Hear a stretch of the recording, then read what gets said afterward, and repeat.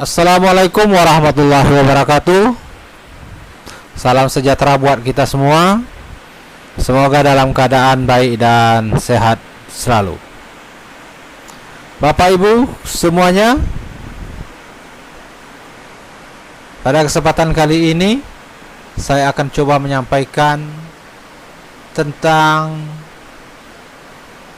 surat keputusan bersama Menteri dalam panduan penyelenggaraan pembelajaran pada tahun ajaran dan tahun akademik baru di masa COVID-19. Sebelumnya, silakan Bapak Ibu semuanya untuk tekan tombol like, comment, and share dan subscribe, serta jangan lupa tombol loncengnya. Baik Bapak Ibu sekalian, pada kesempatan yang baik ini saya akan coba menyampaikan tentang panduan penyelenggaraan pembelajaran pada tahun ajaran dan tahun akademik baru di masa COVID-19.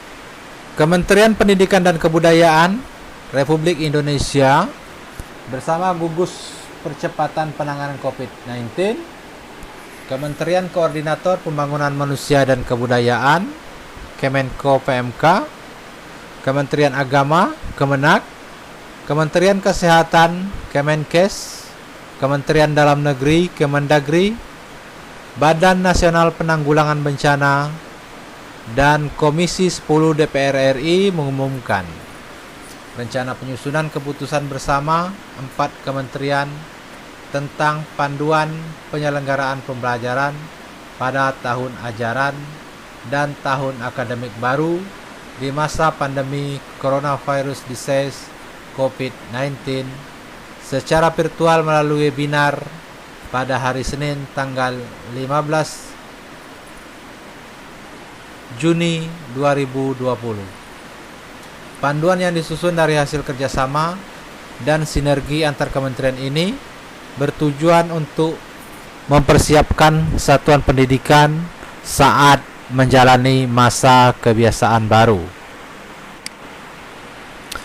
Menurut Menteri Pendidikan dan Kebudayaan Bapak Nadiem Anwar Makarim mengatakan, prinsip dikeluarkannya kebijakan pendidikan di masa pandemi COVID-19 adalah dengan memprioritaskan kesehatan dan keselamatan peserta didik, pendidik, tenaga kependidikan, keluarga, dan masyarakat.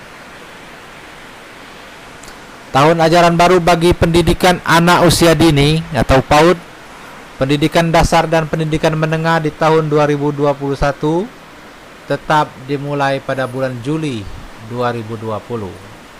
Namun demikian, untuk daerah yang berada di zona kuning, oranye, dan merah dilarang melakukan pembelajaran tatap muka di satuan pendidikan. Satuan pendidikan pada zona-zona tersebut tetap melanjutkan belajar dari rumah.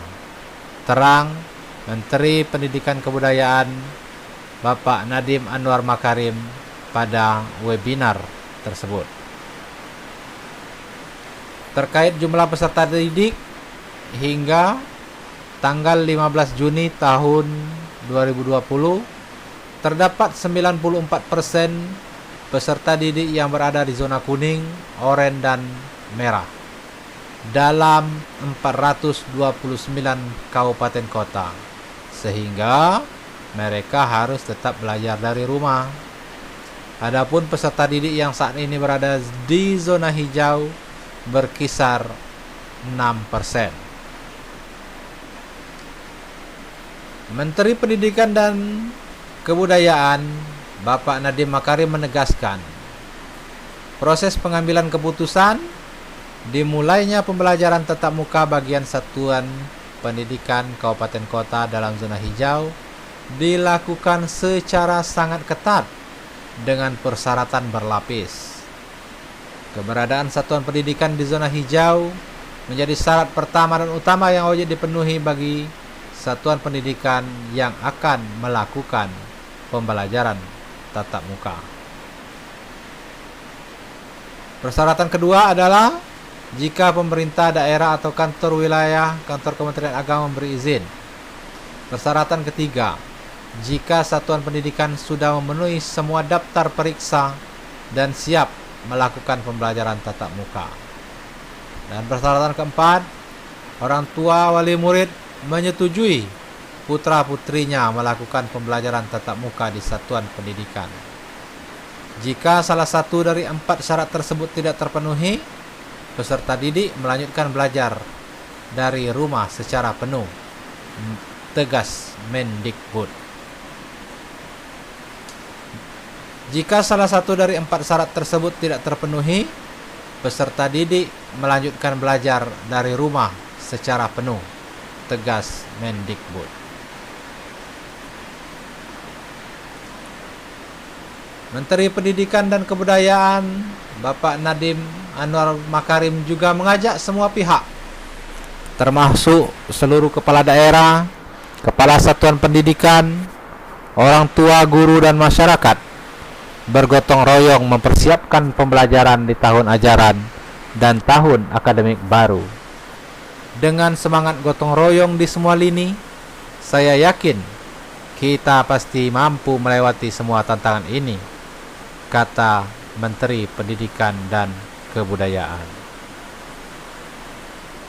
Di luar pelarangan yang berlaku di zona kuning, oranye, dan merah, tahapan pembelajaran tatap muka satuan pendidikan di zona hijau dilaksanakan berdasarkan pertimbangan kemampuan peserta didik dalam menerapkan protokol kesehatan.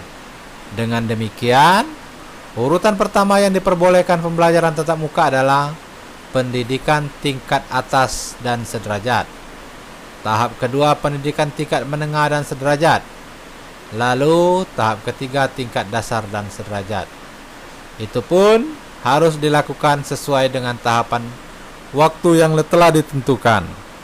Namun, begitu ada penambahan kasus atau level risiko daerah naik, satuan pendidikan wajib tutup kembali, terang Menteri Pendidikan dan Kebudayaan. Adapun sumber ini saya ambil dari https://www.kemdikbud.go.id/main-blog/2020-06 Panduan penyelenggaraan pembelajaran pada tahun ajaran dan tahun akademik baru di masa COVID-19. Selanjutnya, untuk melihat surat keputusan bersama, berikut kami lampirkan surat keputusan bersama.